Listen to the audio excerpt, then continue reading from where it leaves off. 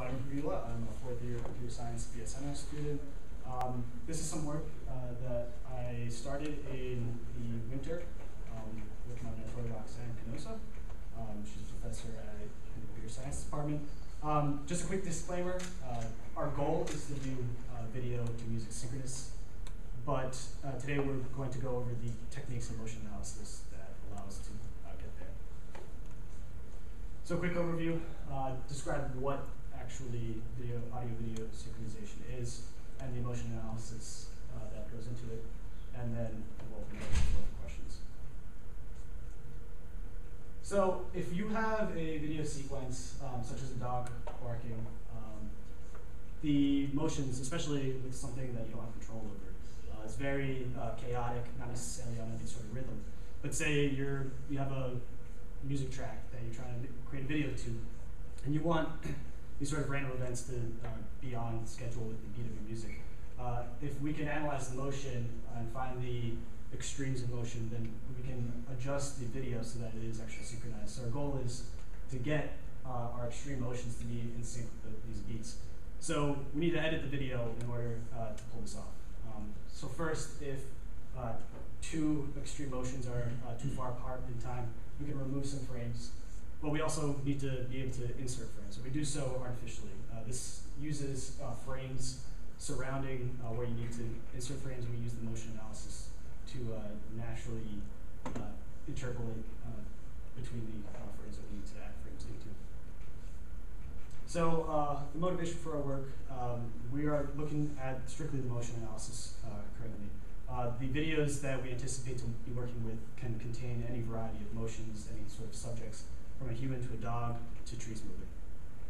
Now, typically model-based techniques are used in motion analysis, the reason being that they're much more accurate because you're restricted to a particular model. The issue though is it's much harder to generalize, and usually the structures for the model-based techniques are very rigid. So we're looking at data-driven methods, which allows the data to organize itself, and it allows the data to find itself into the configuration. So previous work uses multiple cameras as the go-to, typically done for motion capture techniques in film industry, video game industry. And there's a box of data that can be used. This is three-dimensional pixels. For those that are familiar with the Xbox Kinect, they can create box of depth data that they can then use to more accurately create models, although it's still a model-based technique. And then single camera methods. There's less work done here because you're inherently restricted to the very little information that you get. But this is the technique that we're going to try to go towards, is using just a single camera. So some great work at MIT's Computer Science and AI Lab did motion magnification. Their goal was to analyze the trajectories, cluster them, create motion layers, and then they use it to amplify the motions to see small motions that you'd otherwise be unable to perceive. We're going to try to take hold of their clustering trajectories and the way they track their features. So but first we need our features. We find these Harris corner points which have a large response in the vertical and horizontal spatial gradients. We find these at three different resolutions. These are downsampled images at 1/8, 1/4, and then 1/2 of the original resolution, which we have at 500 by 500 pixels. And then we combine them into a common coordinate system. Then we can go ahead and track these feature points. So we create a window around each one of these blue crosses. I think we're using 21 by 21 windows around each of these points. And then for a reference frame I, we're trying to find where that feature is moved to in the target frame J. And we can apply an affine transformation A and D are displacement to see how far the features move between two frames. And we can also add a weight to our window, W, so that we can add confidence to particular pixels. So then we can refine this, this tracking by creating these weight maps, which you see here for this forearm, the feature of which is the middle of it. And it's an expectation maximization algorithm that tries to continually refine itself iteratively. So on the beginning of the iteration, we update the weight map based off of the sum of square differences between reference and target windows. And then we also consider the distance to the n nearest trajectory points for feature n.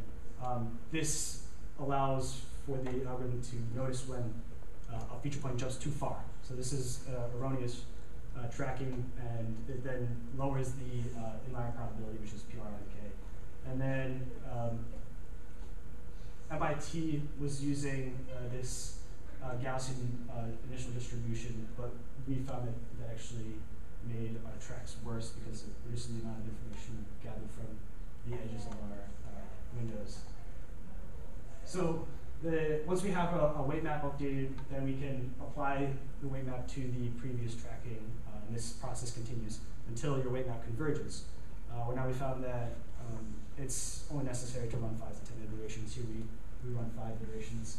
You can see that it's almost the same all throughout, but if you look at the armpit and the sleeve, that slowly becomes more and more defined.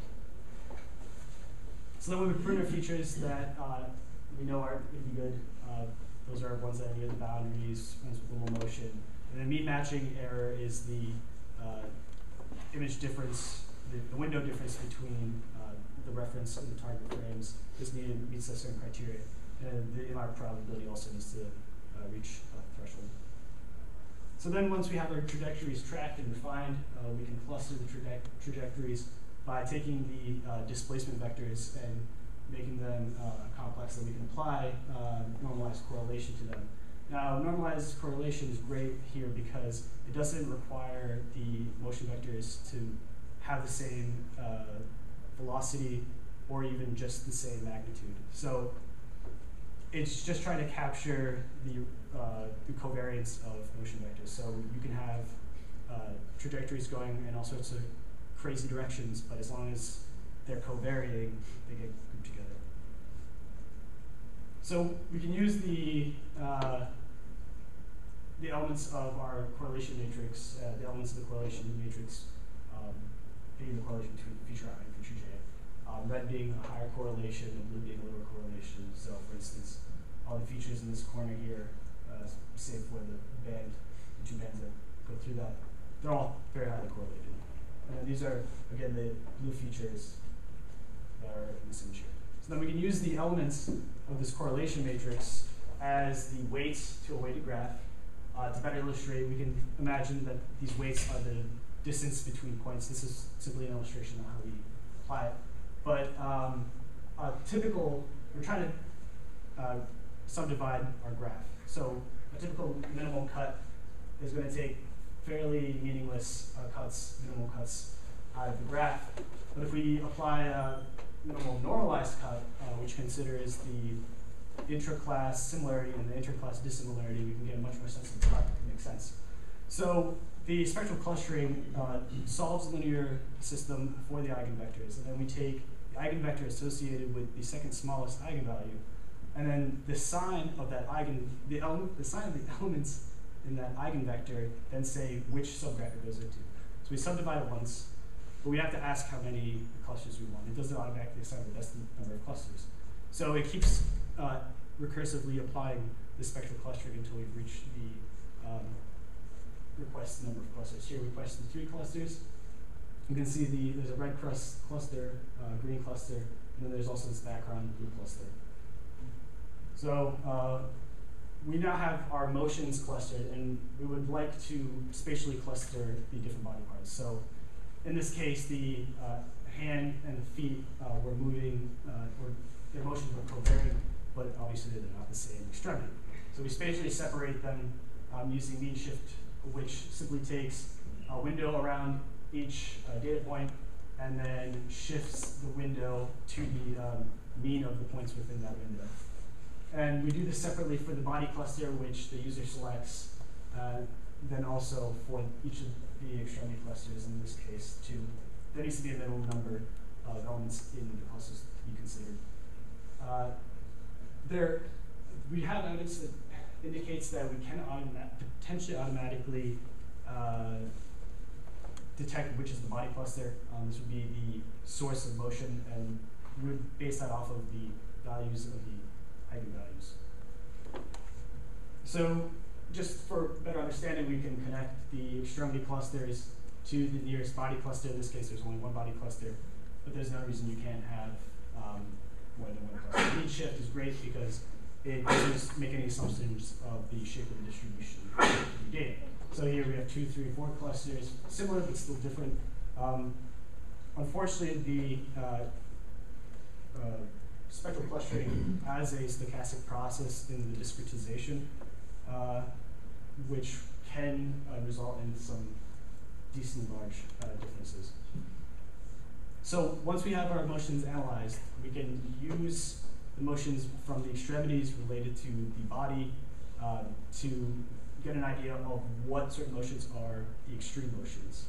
So for instance, when a dancer is dancing, you can track their beats. So then if we track that for a long enough period, our experiments were only between 5 and 10 frames of tracking. So it's not quite enough information just yet to be able to synchronize, but we hope to improve our trackers, look at different trackers, and that would allow us to track over a long period of time. And then we can associate all those tracks together to get our extremes, and then we use texture synthesis techniques from computer graphics to actually synthesize the frames that we need to insert in our video sequence so that it matches the input audio. Now, open the floor for some questions you may have.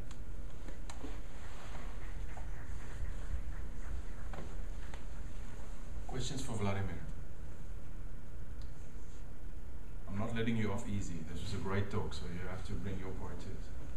Yes? With the feature tracking, what is the limiting factor? Maybe sensor noise or spatial resolution? Yeah, so sensor noise is definitely an issue. We actually saw, if I go all the way, this is fine. These points here, they were picked up and allowed to stay in after feature pruning because there was some jitter from noise. So they were still considered moving objects. So that was one issue. That's why there is a background cluster that we allow to be present. And additionally, a big issue is if you are tracking the same points, those points as whatever object you're tracking is starting to rotate, potentially those track points disappear. So one way we're hypothesizing to mitigate that is to renew what features we're tracking once we detect when the inlier probabilities drop too low, prune them out, and then when that happens, insert new features to track at that frame. So this dancing guy is from your work? No. Okay. This is, I don't know what lab, but the gentleman's name was Jorgen. Okay. and maybe as a follow-up to that question, I mean, the clusters that you're tracking, at the scale of a human being, I mean, do you have to be very specific? Do you have to be able to tackle or identify the toe, or can it be sort of a median or a centroid type approach where you just have to be able to track a cluster around the foot, for instance? What we track all depends on the Harris point cluster, or Harris point corner detector. But if we have more robust trackers, Lucas Canada tracker requires there to be changes in the spatial gradient in both horizontal and vertical direction. Otherwise, the issue is